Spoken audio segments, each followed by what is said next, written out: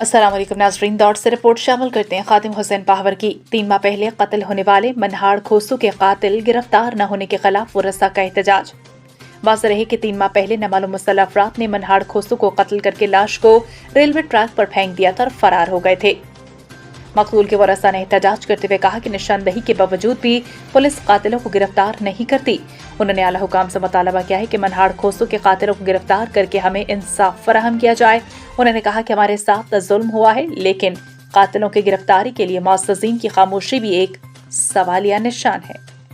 2025 महीने जी पहिरीं तारीख़ ते मुंहिंजो पुटु मारियो वियो, जंहिंमें असां माइटनि ॾे वञूं पिया ऐं रस्ते में फाटक ते दौड़ फाटक ते असांखे कातुल मिलिया जेके मुंहिंजे पुट खे मारण जूं धमकियूं ॾेई ऐं उन ते हथियार सिधा कयूं ऐं मूं उन्हनि खे अलाह जा वास्ता विधा, कोशिशि कई, बाक़ी जवाबदारनि मूं ते पिस्टल सिधा करे मूं ते कंट्रोल कयूं।